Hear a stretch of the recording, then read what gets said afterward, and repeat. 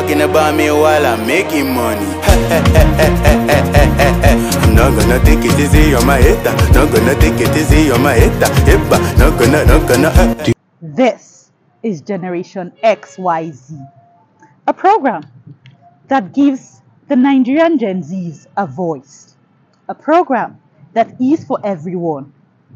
And the outlook for today's episode will be one of great excitement because we will be celebrating an artist from Nigeria. We want to know what is that thing, what is his niche, and also on understanding the Gen Z segment, our Gen Zs will be looking at culture. They'll be looking at the meaning of culture and how social media has influenced them. Away from understanding the Gen Zs, Tori Bats, our artificial intelligence expert, will be telling us all about the gamification in technology or gamification. As always, you already know that this is Generation XYZ, a program where we are always lit. And my name is Ehiko Oichu. I am the daughter of Agada and Onyimo. Grab a snack, come on back, and enjoy today's episode.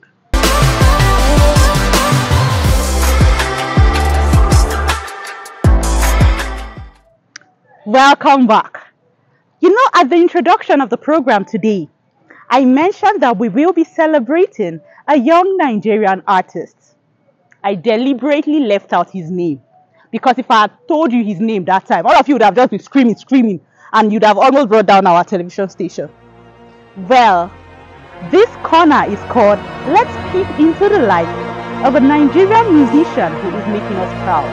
His name, drum roll, his name. Monday morning talking about me while I'm making money. I'm not gonna take it easy on my hater. Not gonna take it easy on my hater. Not gonna. I got balance on the resemble the politician. They say I live like a froster. We know the show one for Insta. Scatter the club will be enter. We know the share for the figures. Anybody talk anyhow, he go injure. Full stop, you no go know, we go snake up. Hot boxing on my way to the pickup. 5 years a day, get my day stick and beat us. Monday morning talking about me while I'm making money. Not gonna take it easy on my hater. Not gonna take it easy on my hater. Not gonna.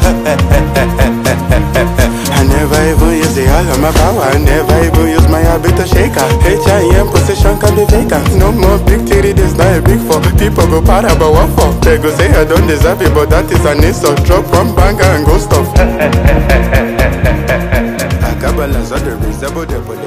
Hello and welcome to Celebrity Hits. My name is Abraham, and today we're diving into the life and career of one of the hottest names in music right now, Rema.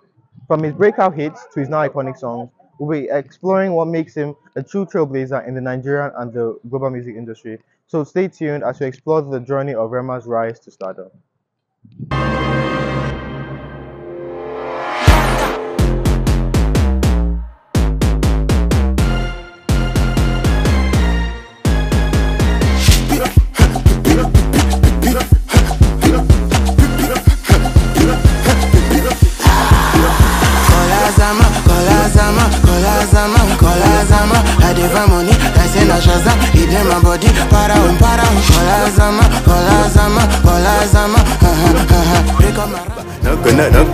Divine Ikubo, better known by his stage name Rema, was born on May 1st, 2000 in Benin City, Nigeria. Rema's rapid rise to international prominence has reshaped the Afrobeat genre and earned him a dedicated global fan base. Rema first gained widespread recognition in 2019 with the release of his single Dumebi, a track that quickly dominated charts across Nigeria. Signed to D Prince's Josing World, a subsidiary of Marvin Records, Rema demonstrated an early aptitude for creating infectious genre-blending music. His debut EP, Rema, marked the beginning of a new era for Afrobeats, with the artist incorporating elements of pop, trap, and his signature sound, which he later termed Afro Rave. Inspired by his upbringing in Benin City and his experiences with loss and perseverance, Rema's music speaks to a generation of African youth. While captivating audiences worldwide, his success was immediate, but it was the release of his 2022 hit single Calm Down that truly cemented his place on the global stage. The remix of Calm Down, featuring American singer Selena Gomez, reached number 3 on the prestigious Billboard Hot 100 and set a record by leading the Billboard Afrobeats charts for 58 weeks. The single, drawn from his debut studio album, Rave and Roses, not only became a chart-topping success, but also showcased Rema's ability to blend cultures and create music that transcends borders.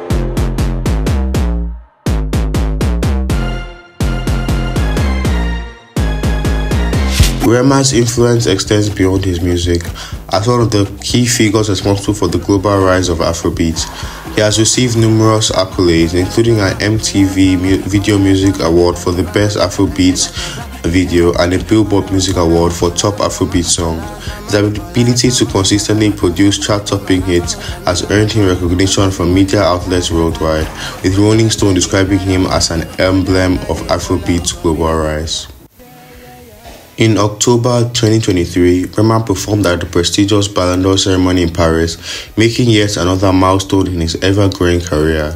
His musical style, which incorporates Arabian and Indian influences, continues to resonate with fans around the world, securing his position as a leading figure in the global music landscape. Hi fams, my name is Abuja Grace and I'm a big fan of Rema. And today I'm going to be telling you about my favorite slang. My favorite slang is taken from his song Hey Hey Hey Hey Hey, not gonna take it easy on my hater. And one of my favorite song is Baby Calm Down, Calm Down. Get this your body, they put in my heart for lockdown, for lockdown, for lockdown. Yeah, you sweet like Fanta, oh, Fanta, oh. Yeah, and that's me for you. And I'm a big Rema fan. Do well to subscribe for Rema. Catch ya. If I'm a Rema fan, I like Rema because he's a very big inspiration to new musicians that are out there, because started from something small and now he's basically all over the world. So one of the songs I like most about Rema is Reason You, which that song is a very good song. The beats just hits all the lyrics saying. My name is Uriela and I'm a big Rema fan. I like Rema because all his songs have a very nice beat to them. They go with the flow and he has some really nice lyrics. My favorite Rema song is Ozeba, and I really like the songs in his newest album, Haze. It has a very unique beat to them and it seems like it took a lot of time to make the lyrics. As Rema's career continues to evolve, his influence only grows stronger. With multiple international awards, billions of streams, and a fan base known as Ravers, Rema's journey is far from over. He remains a symbol of Afrobeat's ever-expanding influence and a beacon for young artists looking to break barriers. Me like fan down. If I tell you say I love you, no day for me young girl. Oh young girl, no tell me no, oh. And that is the end of today's episode about Rema. I hope you really enjoyed it, and if you did, please join us next week for the next episode of Celebrity Peeps. My name is Abraham, signing out.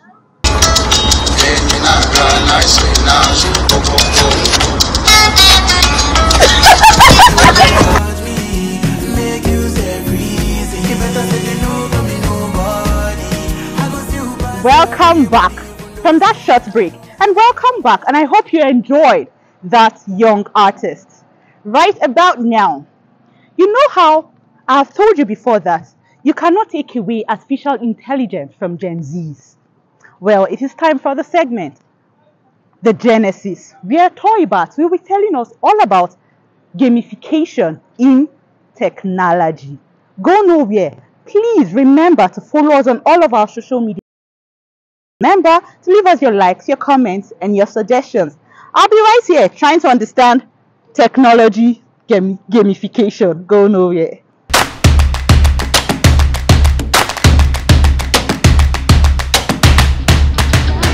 The world is said to be sometimes depressing. Gamification promises to remedy this design flaw by engineering a new reality, one that transforms the dull and difficult parts of life into something fun and inspiring. Well, that's the view of some experts in the field of gamification. On today's episode of The Genesis, we'll examine this interesting world with Haniel Jafaru, an ICT expert. Welcome.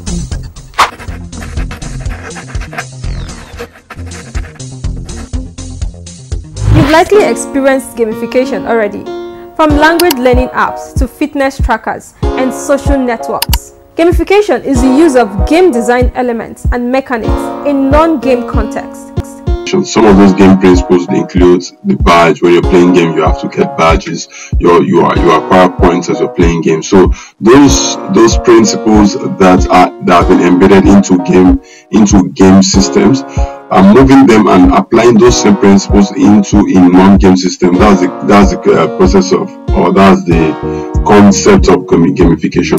The concept of gamification has its roots in the early 2000s, but the term itself was first coined by Nick Perlin, a British computer programmer and consultant, in 2002. Today, gamification is seen as a revolutionary tool for transforming education, work, health, and other numerous aspects of life. Experts believe that this is to induce specific behavior in people using virtual carrot and stick.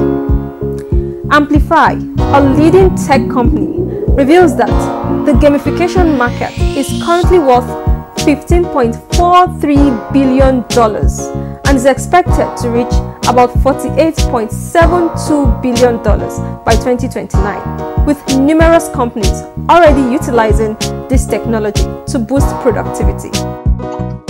So I think beyond education and employee, that's human resource, it's also going to help out in marketing, sales.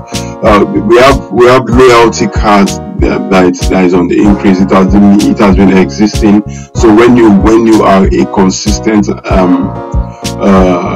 a regular customer of a particular product, the gamification principle can also be embedded into that product. So as you buy that product, you get a point. Recently, I took my kids out, and as they went to this game store, and the more games they play and they earn points, and the more points that they earn, that point is stored in their card, and because of that, they would want to come back again, because they want you. Once you are able to achieve get to a particular point, you can use the points to buy a particular toy. So it's going to help.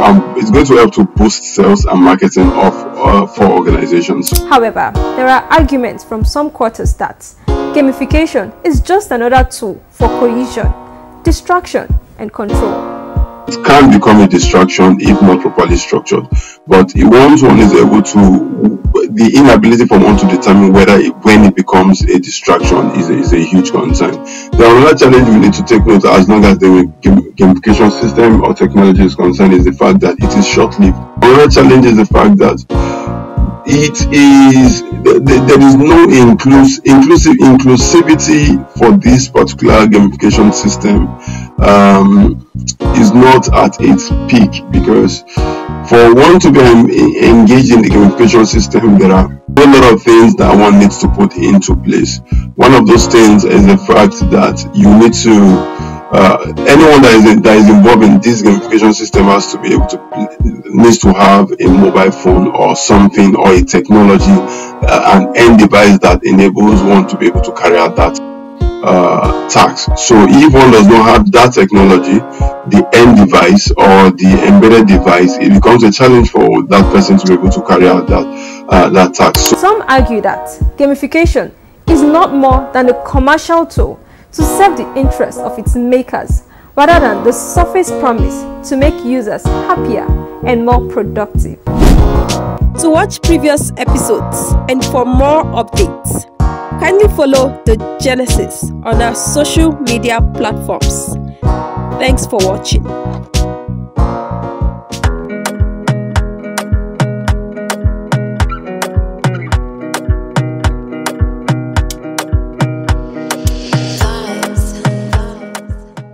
Welcome back. How was the Genesis? You see my glasses. You see how it is saying too lit. You know that's a Gen Z lingo, cool?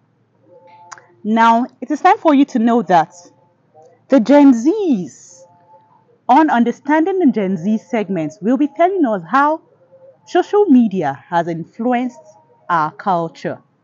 Go nowhere. This is one topic where all of us should rub minds together. Because after all, a people cannot be said to have no culture.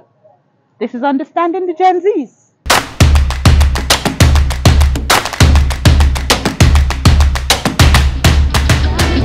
On today's segment at Understanding the Gen Z, today we'll be talking about the Gen Z reimaging culture in the digital age. First of all, what is culture? So our guest will do well to explain better. Talking of culture, it has to do with the values, the norms, the belief, and the way of life of people. It has to do with the way people perceive the way they live. That is, it has to do with general way of life of people. That's what culture is all about.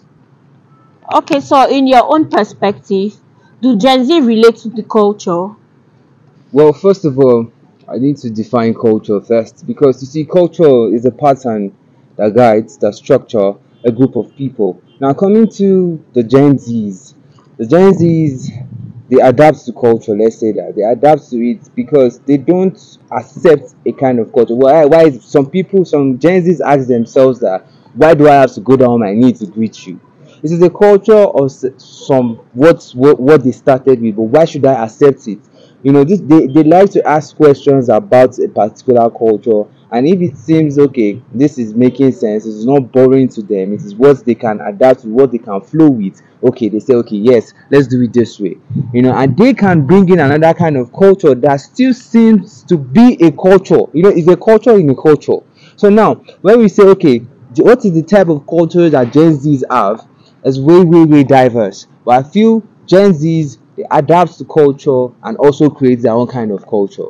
Thank you.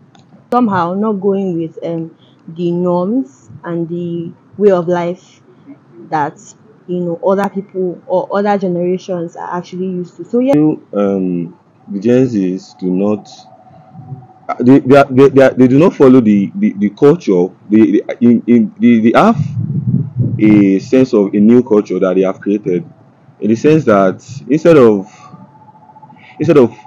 kneeling down and prostrating to greet the elderly, they just be like good morning, hi, like life to be prostrating to greet people or kneeling down to. So they've developed a new culture to like adapt to their own mindset. Okay, so our culture still play a very vital role in the aspect of education, in music, in fashion, and in modesty too. As a woman, our culture plays a role. Regardless of whatever new culture we are trying to embrace, I still know too well that the Gen Z and even the millennial still hold on to the past culture, and we know the value of it. Yes, we understand the value of our culture. You know, the Gen Zs, they are exposed to this culture through different ways. Like for instance, let's say like exposure to new media, exposure to the internet, or let's say like this internet makes it easy for people to interact globally, not in Nigeria alone. So this internet makes it easy for them to like interact with each other globally and makes them to exposed to this new culture. So talking of putting this new culture and this our normal culture together, so there are some ways whereby we can do that, like trying to expose this old culture to the internet through different way, like posting it on social media, making the Gen Z's aware of this culture, like this culture still exists, and these are the ways you can embrace this. one way we can help to make our old culture more attractive to the Gen Z is to showcase it on the internet. Show people the beauty of culture, show them how beautiful it can be, show them the entire features, characteristics, everything is comprised of, so that they can see the beauty and think back and say, oh, this actually is cool. Like we would always say, this is also cool, and we can also find a way to merge both our newfound culture and our already existing culture. The exposure to new culture through the internet has caused for the Gen Zs. You meet new people every day, every time. So you get a glimpse of their culture and want to bring it down to your own, and trying to ignore your own and say, I want to go with this. But it doesn't go that way. That's why I need to come back to the family. That is where it all started, where it all starts, because our parents are the forefronters of our culture. They instill those beliefs, those norms, those values into us at that very point. They tell us that, okay, in the Yoruba land, you're meant to go down as a lady, go down on your two knees and greet your parents. As a man, you prostrate and all like that. In terms of dressing, in terms of looking decent, and all is all culture. So I feel if the parents can also make, like she said, make it more attractive, that okay, when you go down, you see how beautiful you are. It's not as if you are a slave to anybody, but it shows how respectful you are, it shows how cultured you are, it shows how learned you are, and that accords more respect to you as a person. Thank you. There's this incident that happened in my family. My cousins from my father's side, my uncle's children. I went to visit him, so I was teaching them how to speak Yoruba, and then my uncle said, "Why would I be teaching his children to speak Yoruba? Am I trying to spoil their English?" And I'm like, so what I'm trying to bring out in essence is our parents are, like you said, are the forefronters of our culture. They are the ones that are meant to like keep keep us in line. If you are at a point you want to go out of line or almost out of line, they are the ones to like keep us in line to maintain our culture, because we can't escape our culture is who we are, and we can't escape who we are. No matter how we try, we'll always be a Nigerian, and wherever tribe it is we are from. So people outside our country, they have value, so much value for our culture. That's to tell you that this thing that we don't take as we are taking for granted is something that these people outside the country, like when you go to Brazil, you see people, they are learning how to speak Yoruba. They are learning so much about our culture, about our tradition, everything. So what I'm trying to say in essence is our culture is so important. We should not let our culture lose the value that it has. To the end of today's segment. Thank you for staying true with us. Do well to follow us on all social media platforms. Bye. Whoa, whoa, whoa. You got me like whoa, whoa, whoa, whoa, whoa, whoa, whoa, whoa. Shawty gon' give me your lo, lo, lo, lo, lo, lo, lo, lo, whoa, whoa, whoa, whoa. I see this fine girl from my party, she wear yellow. Every other girl they do too much, but this girl mellow. Now in my fine situation, I go use they tell I'm mellow. Finally, I find way to talk to the girl, but she ain't no one follow. Who you gonna phone for one? When you know I come for one, then I start to feel a bum bum one. But she dey give me small small one. I know, say she's a bit pass it down one. But she feeling insecure, cause her friends go they come my light ring go on. Go they come my light ring go on. Baby, calm down. Yo, this your body, it puts in my heart for lockdown, oh lockdown. And it is on that note that I'm about to say thank you to you for staying tuned to the program Generation XYZ. I always tell you, I am only able to be here because of you. So from myself, my entire production crew, from the Nigerian Television Authority, thank you for staying tuned to the program Generation XYZ. Please keep it a date with us, same time next week. As always, my name is Ehikawa Ichu. I am the daughter of Agada and on more. Bye. One day two, one of you folk go us. Now so me I go down, say me we link go up. As I start to the life, you know my heart it is. Baby girl, if you leave me, I don't go love again. Because you get many girls we put my heart for pain. Baby, you feel my pain. Baby, calm down. Yo, this your body, it puts in my heart for lockdown, oh lockdown. Yo, you sweet life, phantom. If I tell you say I love you, no day for me, young girl, oh young girl. No tell me no, oh.